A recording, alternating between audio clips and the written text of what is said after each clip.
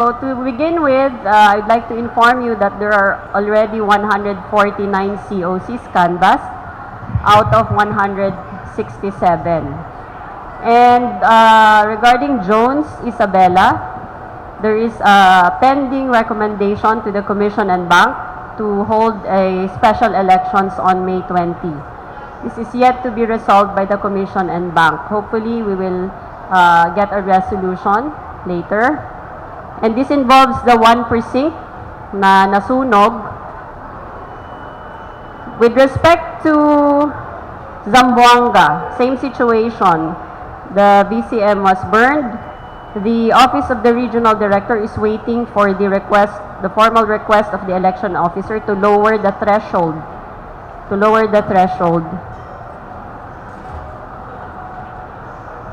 Because the difference between Jones Isabella and in Zamboanga is that in Zamboanga, the remaining votes, which is 400 votes more or less, will not affect the standing of the local candidates.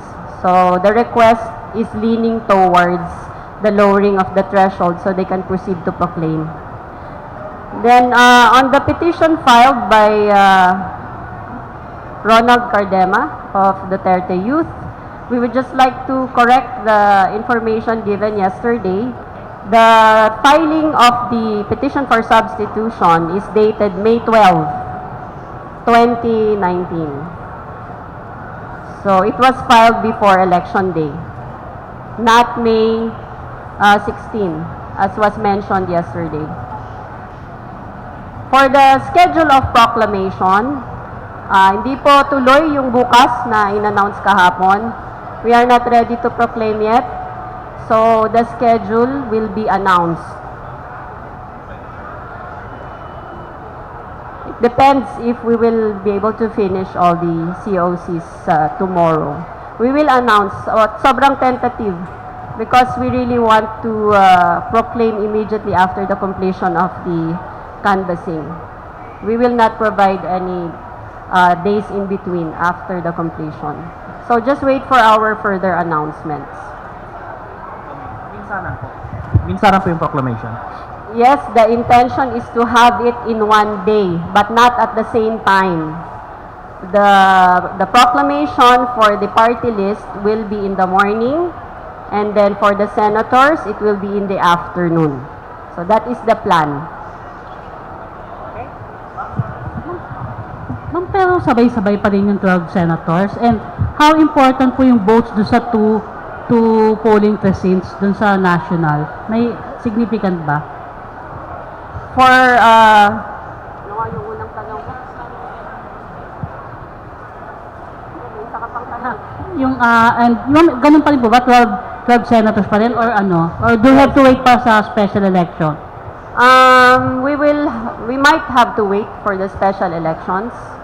It is proposed that it be held on May 20, that is on Monday. So that is why we cannot announce yet the date of proclamation.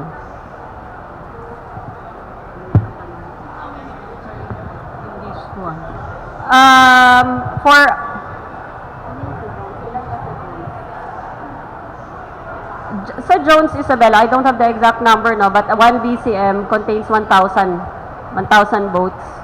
But it will depend on the actual voter turnout. But in Zamboanga, 400 votes na lang. Kaya sinasabi nila na it will not matter. But for Jones Isabella, it will affect the standing of the local candidates. That is why there is a need for special elections. Kailan po ulit yung election, special election sa Jones Isabella? Proposed pa lang, May Proposed. 20. So the NBank will rule on this anytime today. Ngayon po ako po.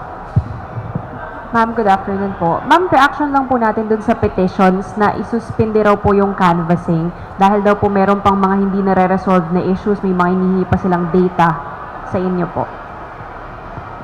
That matter is already submitted to the Commission and Bank.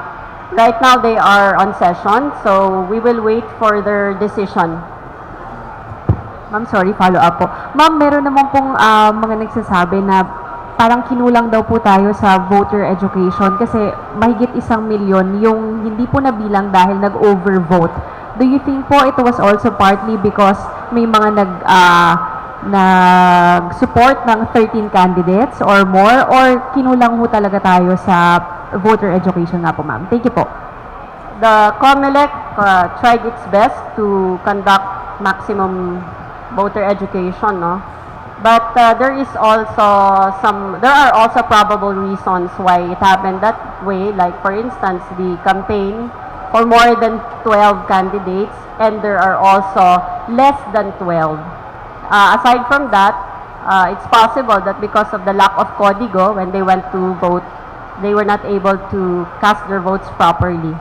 The ballot can be confusing when you see all those dots and names. So that is why there is a lot of overvote.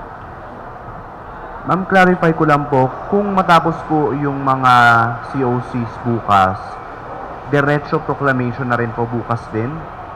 Hindi namin kayang gawin yon because we have to set up the area. And we also have to notify our winning senators properly. Although nag-heads up na kami, we just need to inform them of the exact day and time. But those who are sure to be winners, then we already notified them. So yung mga medyo alangan pa sa baba, hindi pa namin sila na-inform. So earliest, ma'am, is Monday, no? Hindi pa namin masabi because we might wait for Jones Isabela. Thank you. So, although you said na yung 1,400 votes will not affect ang standing sa senators, we still have to wait for the special elections before yung senatorial proclamation? In Jones Isabela, the votes matter. But in Zamboanga, it does not. Kaya magkaiba. If you notice, in Jones Isabela, it is going to be a special elections. It is proposed to be a special election. Dito sa San Pablo, lowering lang of threshold. Meaning to say, wala nang botohan na mangyayari. Yung 1,000 pa, maapektuhan pa yung standing sa senator? Or you're referring to sa Senators? Yes, senator. Not really, no? But the local candidates matter. And of course, our party list representatives also. Medyo slim din yung margin nila. Alright? No more questions? Thank you.